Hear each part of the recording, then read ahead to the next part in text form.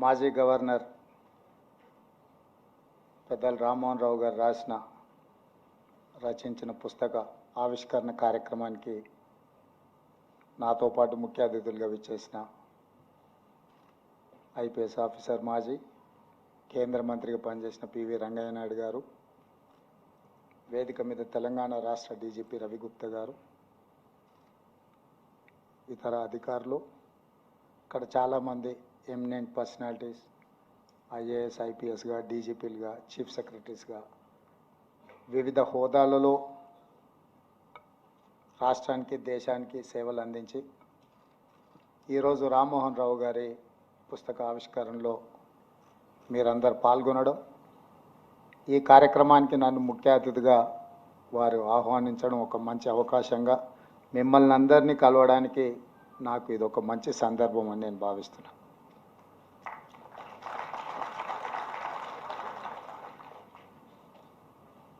ఇక్కడ వేదిక మీద ఉన్నవాళ్ళు కానీ అక్కడ ఆసీనులైన వాళ్ళు స్వాతంత్ర సమరాన్ని చూసిండ్రు, తెలంగాణ సాయుధ రైతాంగ పోరాటాన్ని చూసిండ్రు,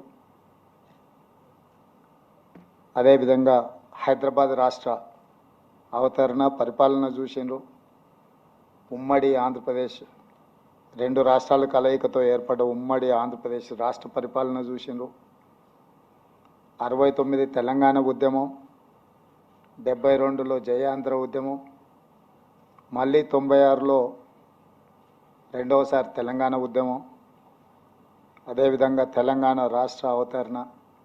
దాదాపుగా ఈ 76 సంవత్సరాలలో జరిగిన వివిధ పరిణామ క్రమాలను అన్నింటినీ అవగాహన చేసుకొని అనుభవం ఉన్న వాళ్ళందరూ కూడా ఇక్కడికి రావడం ఇది ఒక మంచి సందర్భం. తెలంగాణ రాష్ట్ర ప్రభుత్వం ఈ కార్యక్రమాన్ని, ముఖ్యంగా తెలంగాణ పోలీస్ అధికారులు ఈ కార్యక్రమాన్ని ఏర్పాటు చేయడాన్ని వారిని మనస్ఫూర్తిగా నేను అభినందిస్తున్నాను. ఇన్ని కాలాలలో జరిగిన ఎన్నో అనుభవాలతో కూడుకున్న పెద్దలందరినీ ఒక దగ్గరికి రప్పించడం అనేది అంత ఆషామాషిగా జరిగే విషయం కాదు. రామ్మోహన్ రావు గారి పుస్తక ఆవిష్కరణలో ఇంతమంది రావడం అంటే వారి పట్ల ఉన్న మీకు మనందరికీ ఉన్న గౌరవం, అదేవిధంగా వారి అనుభవంలో ఈ రోజుకి మనందరికీ వారు చెప్పాలనుకున్న విషయాలు ఈరోజు ఇక్కడ మనందరం పంచుకోవడం అనేది ఒక మంచి అవకాశం. నాయకులకు పరిమితులు ఉంటాయి, ఎందుకంటే నాకు ముఖ్యంగా ఆ పుస్తకంలో ఏముందో నాకు తెలీదు. రచయిత గారు ఏం రాసినా అది వారి అభిప్రాయమే, నా అభిప్రాయం అయితే కాదు. వారి అభిప్రాయంతో ఏకీభవించవచ్చు, నేను విభేదించవచ్చు. ఆ పుస్తకాన్ని మొత్తం చదివిన తర్వాతనే నేను చెప్పగలను, ఎందుకంటే వారు ఉన్నతాధికారిగా, గవర్నర్గా, ముఖ్యంగా కాంగ్రెస్ పార్టీని దగ్గర నుంచి పరిశీలించి రాసిన చాలా అంశాలు, ప్రస్తావించిన అంశాలు అందులో ఉండొచ్చు. మేబీ కాంట్రవర్సీస్, లేకపోతే డిస్క్రీట్ ఆర్ ఇండిస్క్రీట్, అందులో ఏముందో నాకు తెలీదు. ఏదేమైనా తెలుగు వాళ్ళ ప్రభావము, తెలుగు భాష మీద పట్టున్న వాళ్ళు కానీ, జాతీయ రాజకీయాలలో మన యొక్క పాత్ర కాలక్రమేణా తగ్గుతూ వస్తుంది. ఇది మనందరం నిశ్చితంగా గమనించాల్సిన అంశం.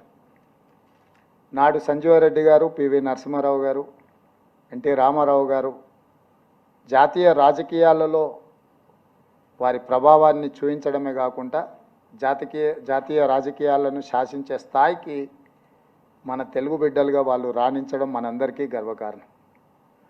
వారి తరం తర్వాత మళ్ళీ జైపాల్ రెడ్డి గారు, వెంకయ్య నాయుడు గారు ఒక స్థాయి వరకు నిలబెట్టే ప్రయత్నం చేసింది. ఈరోజు మేము ఎప్పుడైనా ఢిల్లీకి వెళ్తే అసలు ఎవరిని కలవాలనో, ఎవరు మన వాళ్ళు ఉన్నారో, ఏదైనా అంశం రాష్ట్రానికి సంబంధించిందో, మన ప్రాంతానికి సంబంధించిందో, జాతీయ స్థాయిలో ఏదైనా అంశాన్ని ప్రస్తావించాలన్నా పార్లమెంటరీ వ్యవస్థలో మాట్లాడే వాళ్ళు కానీ, లేకపోతే మేము వెళ్ళి కలిసి ఏదైనా విజ్ఞప్తి చేద్దామన్నా అక్కడ ఎవరు కనిపించడం లేదు, వినిపించడం లేదు. ఇది డెఫినెట్గా రాను మన గుర్తింపు, మన గౌరవానికి సంబంధించిన అంశంగా మారుతుందేమని నేను ఆలోచన చేస్తున్నా. దీనికి మరి ప్రధానంగా ఫుల్ టైం పొలిటీషియన్స్ లేకపోవడము, part time politics full time business చేసే వాళ్ళు రాజకీయాలకు రావడం వల్ల జరుగుతుందో ఇది నాకు తెలీదు. భాషా భావము అసలు ఒకటి ఉంటుంది అనేది కూడా రాజకీయాలలో చర్చించుకోవడం చాలా ఆశ్చర్యంగా ఉండే పరిస్థితులు వచ్చినాయి. ఈరోజు జరుగుతున్న పరిణామాలు ముఖ్యంగా రెండు తెలుగు రాష్ట్రాలలో కొన్ని ప్రత్యేకమైన పరిస్థితుల్లో కొన్ని అంశాలు కొన్ని పరిణామాలు జరుగుతూ ఉన్నాయి. ఇవి మన మనుగడకు కానీ మన గుర్తింపుకు కానీ దేశ రాజకీయాలలో తెలుగు భాషకు ఈ ప్రాంతం నుంచి వచ్చే నాయకులకు ఏమాత్రం ప్రయోజనం చేకూర్చదు. మీలాంటి వాళ్ళు మీ అనుభవాలతో జరుగుతున్న పరిణామాల మీద ఎక్కడో ఒక దగ్గర ప్రస్తావించాల్సిన అవసరం ఉందని నేను భావిస్తున్నా. మీరందరూ ఇప్పుడు ఇక్కడ వేదిక మీద ఉన్న చాలామంది నా వయసు కంటే ఎక్కువ అనుభవం ఉన్న వాళ్ళు చాలామంది ఉన్నారు. ఇక్కడ ఉన్న అధికారులు చాలామంది 69-70 ఇయర్స్. ఇప్పుడు పివి రంగయ్య నాయుడు గారికి 91 ఇయర్స్, రామ్మోహన్ రావు గారికి 90 ఇయర్స్. నాకంటే కొంచెం యాక్టివ్గా నడుస్తూ వస్తుంటే రామ్మోహన్ రావు గారు వారు ఇంకా యంగ్ ఎట్ హార్ట్. వారు అంటే ఇంకా ఏమంటారు షార్ప్ టంగ్తో వారు మాట్లాడినారు. అంటే వారు రాజకీయాలకు రాకపోవడం కొంచెం మేలు అయినట్టుంది. గవర్నర్గా వెళ్ళిండ్రు. ఎందుకంటే వారికి లైన్ అండ్ లెంత్ భాష మీద భావం మీద మంచి పట్టు ఉంది. డెఫినెట్గా ఆ బుక్కు పొలిటికల్ సస్పెన్స్ థ్రిల్లర్ అవుతుందేమని నేను అనుకుంటున్నా. వారు ప్రస్తావించిన అంశాలు అందులో చూడండి లేకపోతే చదవండి అని చెప్తున్నారంటే మీ అందరితో నా మనవి ఒక్కటే, రాష్ట్రము రాష్ట్ర ఏర్పాటు జరిగిన పరిణామాలు దాని వెనకాల ఉన్న నేపథ్యాలు ఇవన్నీ కూడా నేనేం పెద్దగా చెప్పాల్సిన అవసరం లేదు, మీకు అందరికీ లోతుగా తెలుసు. ఇప్పుడు మళ్ళీ మనం అందరం మన వాళ్ళుగా మనందరం కలిసి మళ్ళీ ప్రయాణం మొదలు పెట్టాల్సిన అవసరం ఉంది, రాణించాల్సిన అవసరం ఉందని నేను బలంగా నమ్ముతున్నా. అందుకే పద్మవిభూషణ్ వచ్చినా పద్మశ్రీ అవార్డులు వచ్చినా మన వాళ్ళకు వస్తే రాష్ట్ర ప్రభుత్వం తరఫున వాళ్ళని గౌరవించడానికి అధికారికంగా మేము ముందుకు వచ్చినాం. ఈ కార్యక్రమంలో కూడా నేను రామ్మోహన్ రావు గారు పుస్తకావిష్కరణ అంటే మా అధికారులకు ఆదేశాలు ఇవ్వడమే కాకుండా ఈ కార్యక్రమంలో నేను పాల్గొన్నది మళ్ళీ మనందరం కూర్చొని కలిసి మాట్లాడి ఏ విధంగా ముందుకు వెళ్ళాలి. 5 ట్రిలియన్ ఎకానమీ అని కేంద్ర ప్రభుత్వం చెప్తున్న దాంట్లో 5 ట్రిలియన్ ఎకానమీలో మనం ఎట్లుండాలి, మన పాత్ర ఏముండాలి, అదేవిధంగా ఈ దేశ రాజకీయాలలో మన నిర్ణయం మన పాత్ర. దేశంలోనే రెండవ అత్యధికంగా మాట్లాడే భాష తెలుగు భాష. హిందీ తర్వాత చాలామంది బెంగాల్ అనుకుంటారు, కాదు తెలుగు తర్వాతనే బెంగాల్. సో మరి జాతీయ స్థాయిలో మన భాష రెండవ స్థానంలో ఉన్నప్పుడు రాజకీయాలలో కూడా మనం ఆ విధమైన ప్రభావం చూపించాల్సిన పరిస్థితుల్లో అధికారిక నిర్ణయాలలో మనం భాగస్వాములుగా ఉండాలి.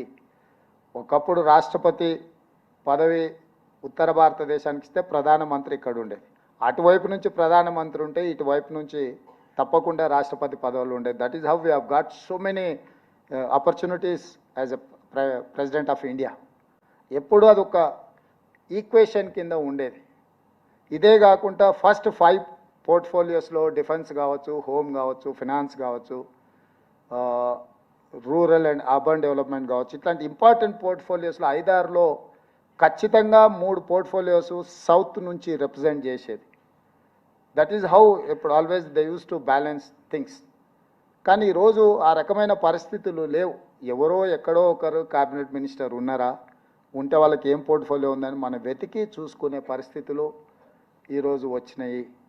దీనికి కారణం ఏందో, దీనికి పరిష్కారం ఏందో కూడా మీలాంటి అనుభవజ్ఞులు, రాజకీయ స్వార్థం లేకుండా ఆలోచన చేయగలిగిన వాళ్ళు మీరు సూచన చేయాల్సిన అవసరం ఉన్నదని నేను భావిస్తున్నా. జాతీయ రాజకీయాలకు వచ్చినప్పుడు ఏ విధంగా ఆలోచన చేయాలి, ప్రాంతీయ అంశాలు వచ్చినప్పుడు ఏ విధమైన నిర్ణయాలు తీసుకోవాలనో కూడా మనకు విచక్షణ ఉండాలి. ఆ విధంగా ముందుకు వెళ్ళాలి. మీలాంటి అనుభవజ్ఞుల నుంచి మా ప్రభుత్వం తప్పకుండా సూచనలు తీసుకుంటుంది.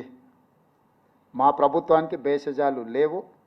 ఏదైనా మీ అనుభవము ఈ రాష్ట్రాన్ని ముందుకు నడిపించడంలో, అభివృద్ధి చేయడంలో, అదేవిధంగా దేశ రాజకీయాలలో అవసరమైన పాత్ర పోషించడానికి మన వాళ్ళు ఎవరైనా, ఒకే ఒక ఉదాహరణ నేను చెప్పగలను. ఆనాడు పివి నరసింహారావు గారి దేశ ప్రధానమంత్రిగా వారికి అవకాశం వచ్చినప్పుడు వారు నంద్యాలలో పోటీ చేస్తా అంటే ఎన్టీ రామారావు గారు ఒక తెలుగు బిడ్డ ప్రధానమంత్రి అవుతున్నాడు, ఎన్నికల్లో నేను పోటీ పెట్టదలుచుకోలేదు అని ఒక గౌరవించి ప్రధాన ప్రతిపక్ష పార్టీ ఎన్టీ రామారావు గారు ఆ ఎన్నికల్లో పివి నరసింహారావు గారిని ఏకగ్రీవం చేసేదానికి ప్రయత్నం చేసింది. అంటే రాజకీయాలలో అప్పుడప్పుడు మన యొక్క ఉనికి మనుగడను మన యొక్క గౌరవాన్ని నిలబెట్టుకోవడానికి ఒక మంచి సాంప్రదాయాన్ని పాటించడంలో తప్పు లేదు అని నేను భావిస్తున్నా. ఈరోజు మా ప్రభుత్వం కూడా అలాంటి మంచి సాంప్రదాయాలు ఏమున్నా ఖచ్చితంగా మీ అనుభవాల నుంచి మాకు సూచన చేస్తే వాటిని పాటించడానికి మా రాష్ట్ర ప్రభుత్వం, మేము, మా మంత్రివర్గ సహచరులు అందరూ సిద్ధంగా ఉన్నారు. ఇప్పుడు మనందరం మళ్ళీ కలిసికట్టుగా ఆలోచన, రాష్ట్రాలుగా విడిపోయిన మనుషులుగా మనం కలిసి ఉండాల్సిన అవసరం ఉంది. భౌగోళిక తెలంగాణ ఏర్పడ్డది, పరిపాలనా సౌలభ్యం కోసం రాష్ట్రం ఏర్పడ్డది, భావోద్వేగాలతో ఉన్న తెలంగాణ రాష్ట్రం ఏర్పడ్డది. ఇప్పుడు ఇంకా అభివృద్ధి పదం వైపు నడిపించాల్సిన తెలంగాణ అభివృద్ధిని మన ప్రజలకు చేరవేయాల్సిన బాధ్యత మా మీద ఉన్నది. తప్పకుండా ఆ దిశగా ఏ సహకారమైనా మీ వైపు నుంచి మీ అనుభవాన్ని మాకేదైనా మా ఆఫీస్ కానీ మా సెక్రటేరియట్ కానీ ఎప్పుడూ అందుబాటులో ఉంటుంది. చాలా వరకు ఈ మధ్యలో మీరే చూస్తుంటారు జరుగుతున్న ఈ 75-80 రోజుల పరిపాలనలో తీసుకుంటున్న నిర్ణయాలు కానీ ఇవి సరిపోతాయంటే నాకు కూడా తెలుసు. కాకపోతే చేయగలిగిన ప్రయత్నం, సిన్సియర్ ఎఫర్ట్స్ పెట్టాలనేదే మా ప్రయత్నం. ఇందులో మీరందరూ సహకరించాల్సిందిగా, పెద్దలందరినీ ఆశీర్వదించాల్సిందిగా కోరుకుంటూ మీ అందరి దగ్గర సెలవు తీసుకుంటున్నాను.